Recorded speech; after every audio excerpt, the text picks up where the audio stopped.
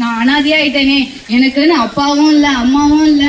பிறந்ததுலேருந்து அனாதையாவே இருந்தேன். ஹாஸ்டல்ல தங்கியிருந்தேன். இப்போ ஹாஸ்டல் வந்து என்னை தெத்தி விட்டுட்டாங்களே. நான் அனாதையா இருக்கிறேனே. இனி நான் எங்க போவேன்? ஐயோ பசிலாம் எடுக்கிறேன். இந்த ரோட்ல இருந்தே என்னோட இதெல்லாம் போவேன். எனக்குன்னு யாருமே இல்லையா? என்ன பாட்டி அழுகுது? உனக்கு கேக்குதோ? குண்டா இருந்தாலும் பரவாயில்ல, பஸ் ஆண்டிக்கு ஏற்ற மாதிரி தான் இருக்கு, பார்த்துக்கலாம். என்ன அழுகுற? சார் எனக்குன்னு யாருமே இல்லை சார். நான் ஒரு அனாதை சார். அப்படிலாம் கிடையாதுமா, உனக்கு நான் இருக்கேம்மா. எனக்கா? நான் அனாதை சார். இந்த மாதிரி பொண்ணு இல்லாமல் நான் வாழ்க்கை கொடுக்கணும்னு இருக்கேன். அதிகா மாரி இருந்தாலும் பரவாயில்ல. நான் போய் அப்பா அம்மாலாம் கூட்டு வந்துடுறேம்மா. சரிங்க, பார்த்து போயிட்டு வாங்க. கர் கர் கர் கர். ஹலோ ஹலோ, எப்படிங்க இருக்கீங்க?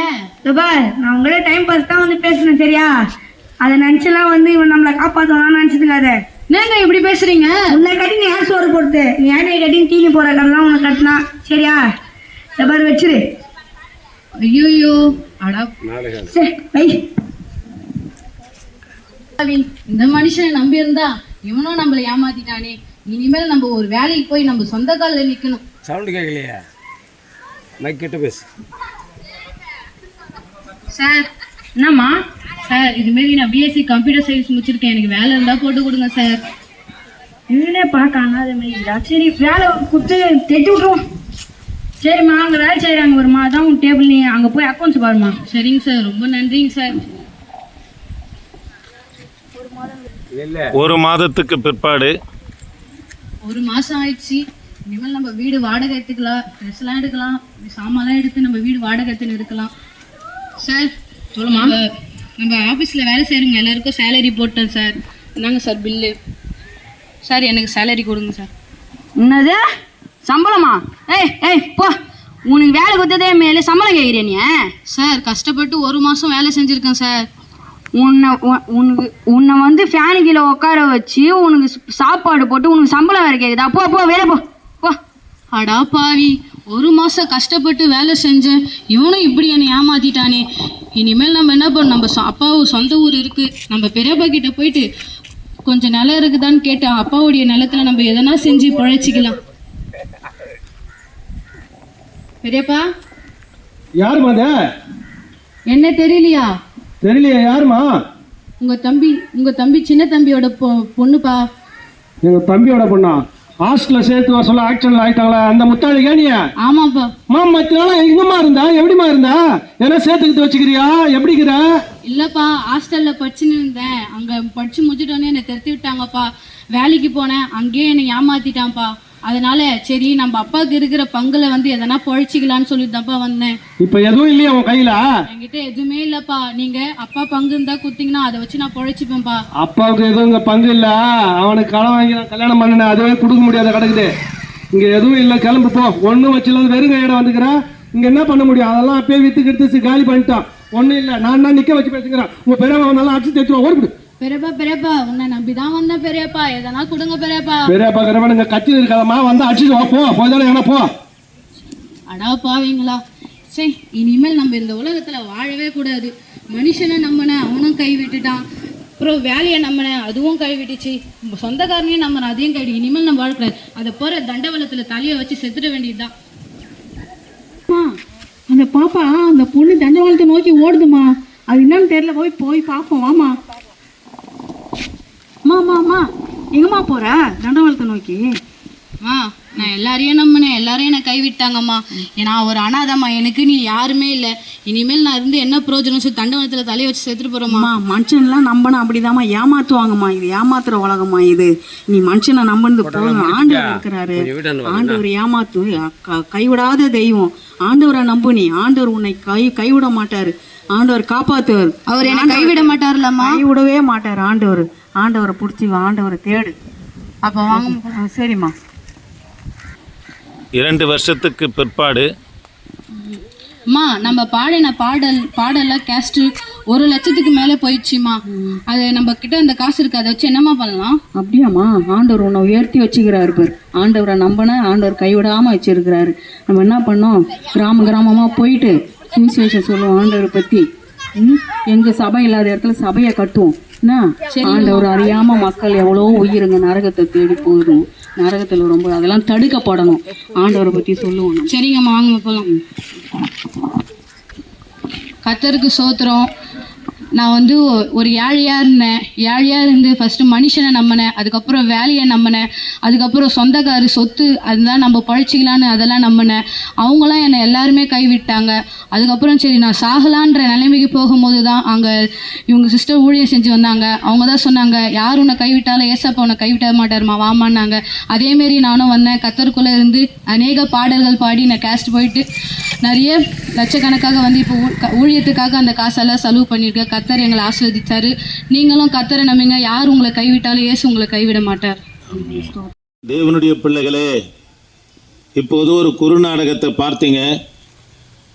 இது நுங்கம்பாக்கத்தில் இருக்கிற ஒரு அநாத ஆசிரமத்தில் நிஜமாக நடந்த சம்பவம்.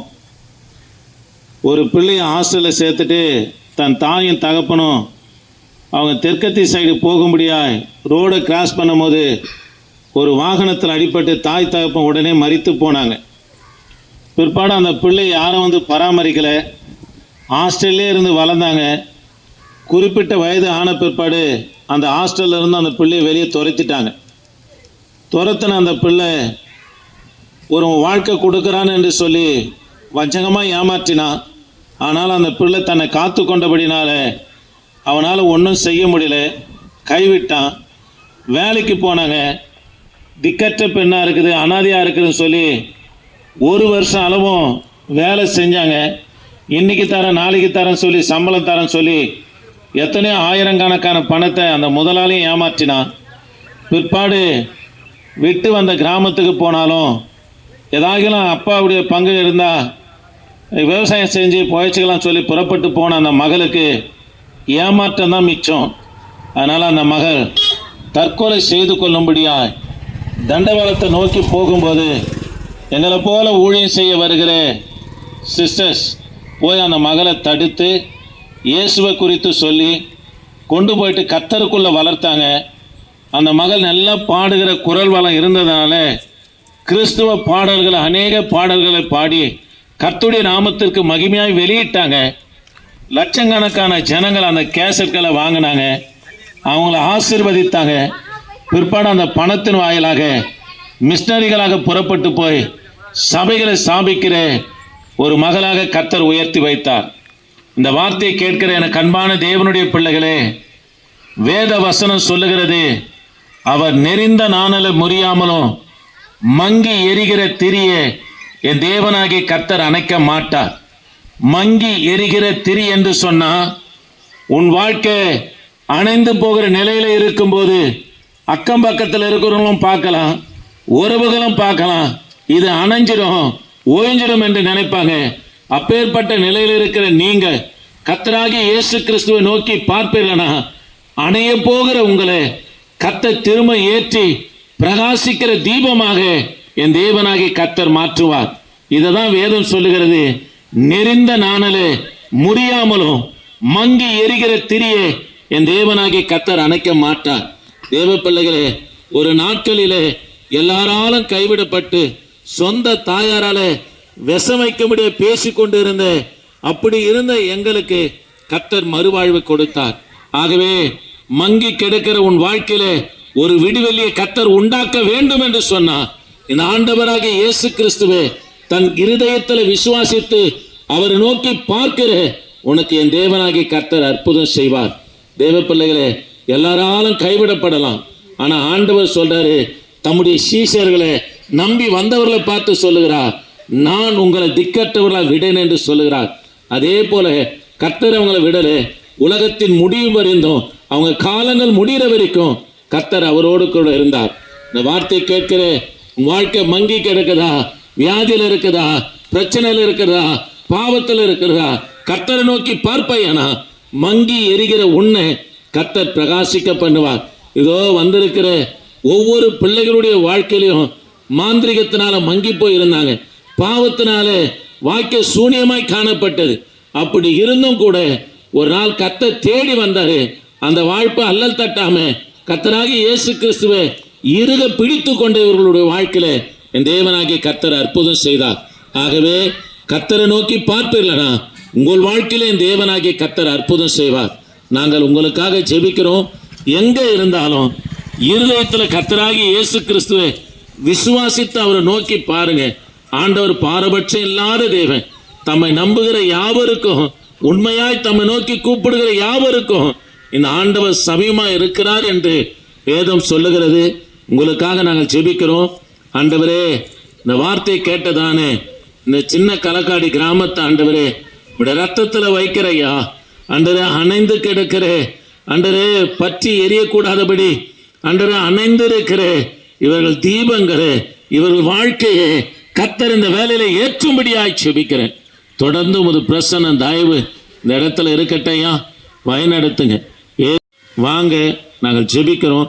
கர்த்தர் உங்கள் வாழ்க்கையில் அற்புதம் செய்வார். ஆமென்.